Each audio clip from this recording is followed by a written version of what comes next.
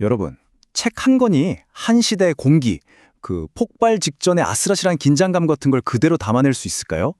바로 염상섭의 소설 만세전이 딱 그런 작품입니다. 이건 그냥 소설이 아니에요. 1919년 그 엄청난 함성이 터지기 바로 직전 조선의 영혼을 순간 포착한 뭐랄까 한 장의 사진 같은 거죠. 자, 배경은 1919년 식민지 조선입니다. 겉으로 보기엔 뭐 다들 그냥 하루하루 살아가는 것 같지만 사실 그 밑에서는 정말 거대한 변화의 용암이 부글부글 끓고 있었던 거죠. 모든 걸 한순간에 뒤집어버릴 엄청난 폭풍이 오기 직전에 그 숨막히는 고요함, 상상만 해도 좀 소름 돋지 않나요? 바로 그 폭풍 전야의 고요함. 대체 어떤 느낌이었을까요? 역사의 판도를 바꾼 그 엄청난 외침이 터져나오기 직전에 사람들은 과연 뭘 보고 뭘 느꼈을까요? 자, 지금부터 우리 함께 그 시간 속으로 한번 들어가 보겠습니다. 이 긴장감 넘치는 시대, 그 한복판으로 우리를 안내할 주인공이 있습니다. 바로 일본 도쿄에서 유학 중인 한 청년인데요. 그는 아직 전혀 모르고 있죠. 그냥 아픈 아내를 보러 가는 이 귀한 길이 실은 자기 자신과 민족 전체의 운명을 목격하게 될 엄청난 여정이 될 거라는 걸요. 네, 바로 이 친구의 이름이 이인화입니다. 당시 도쿄에서 최신 학문을 배우면서 뭐랄까 자유로운 공기를 만끽하던 그런 지식인이었죠. 솔직히 말해서 식민지가 된 조국의 현실, 그에게는 아직까지 좀 나무의 얘기처럼 저 먼 나라 이야기처럼 느껴졌던 거예요. 그런데 말이죠. 이 머나먼 타지에서 그가 서서히 눈을 뜨기 시작합니다. 마음속에서 민족의식이 조금씩 싹 트기 시작한 거죠. 그리고 마침내 결심합니다. 그래, 고향으로 돌아가자. 이렇게 시작된 귀한 길은요. 단순히 일본에서 조선으로 장소만 옮기는 게 아니었어요. 바로 그의 의식이 완전히 바뀌고 성장하는 그런 여정이었던 겁니다. 하지만 그가 상상했던 평온한 귀향길? 그런 건 없었습니다. 그 길 위에서 그는 어쩌면 평생 외면하고 싶었을지도 모를 조국의 맨 얼굴, 그 처참하고 고통스러운 진실과 정면으로 딱 마주치게 됩니다. 도쿄에서 생각했던 그런 조국은 정말 온데간데 없었어요. 배에서 내리자마자 숨통을 꽉 조여오는 일본 경찰의 감시, 거리마다 보이는 건 굶주리고 절망에 빠진 우리 동포들의 모습뿐이었죠. 아, 정말 책에서만 보던 그 식민지의 현실이 정말 아무런 포장도 없이 날 것 그대로 그의 눈앞에 펼쳐지는 겁니다. 그러니까 보세요. 밖에서는 민족 전체가 이 거대한 억압과 싸우고 있는데 안에서는 이인화라는 한 개인의 영혼이 말 그대로 뿌리부터 흔들리고 있었던 거죠. 결국 이인화의 이 내면적인 고뇌가 시대 전체의 아픔을 비추는 하나의 거울이었던 셈입니다. 자, 이인화가 눈으로 본 이 바깥의 풍경들이 이제는 그의 내면으로 깊숙이 파고들기 시작합니다. 그리고 이 소설은 우리에게 가장 근본적이면서도 아픈 질문을 던지기 시작하죠. 그건 바로 나는 과연 누구인가 하는 정체성의 문제입니다. 생각해보세요.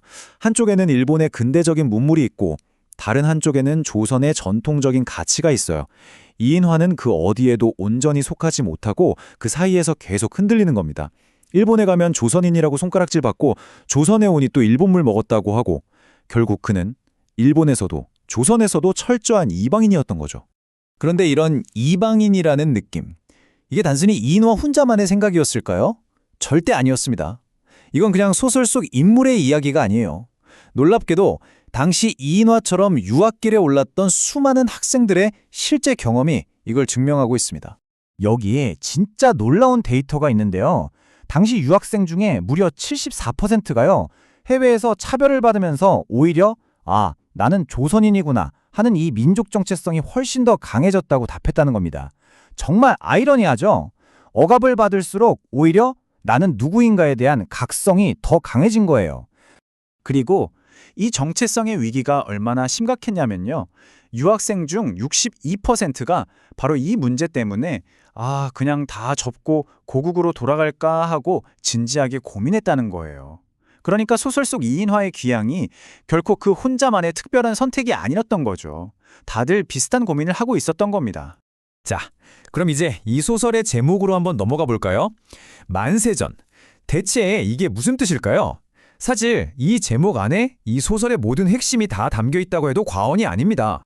먼저 만세라는 단어부터 보죠. 이 한 단어에 정말 많은 게 담겨 있습니다. 그냥 만세 하고 외치는 구호 그 이상이에요. 이건 당시 억압받던 상황 속에서도 절대로 꺼지지 않았던 희망, 그리고 독립을 향한 절절한 외침, 바로 그 자체였던 거죠. 그럼 만세전은 뭘까요? 말 그대로 만세를 외치기 전이라는 뜻입니다. 자, 역사적인 3.1 만세 운동이 일어나기 바로 직전이었죠. 그 폭풍이 몰아치기 직전의 그 며칠, 가장 조용하면서도 가장 긴장감이 넘쳤던 바로 그 순간을 이 소설이 딱 포착하고 있는 거예요.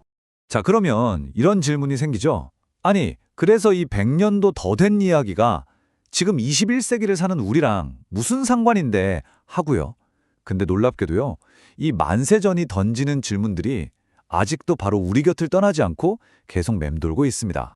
이 소설이 왜 시간을 뛰어넘어서 지금까지도 우리 마음을 울리는지 그 이유는 사실 아주 명확합니다. 여전히 계속되고 있는 한일 관계의 갈등 문제, 또 전 세계에 나가 있는 유학생들이 지금도 겪고 있을 정체성의 문제, 그리고 가장 근본적으로 불의를 봤을 때 우리는 과연 어떻게 행동해야 하는가 하는 이 영원한 질문까지. 보세요. 이건 그냥 과거의 이야기가 아니죠. 바로 지금 우리의 이야기인 겁니다. 마지막으로 여러분께 이 질문을 한번 던져보고 싶네요. 만세전이라는 소설이 100년 전 그 시대의 영혼을 이렇게 담아냈다면 먼 훗날 우리가 살고 있는 바로 이 시대를 정의할 이야기는 과연 무엇이 될까요? 그리고 그 이야기라는 거울에 비친 우리의 모습은 과연 어떤 모습일까요?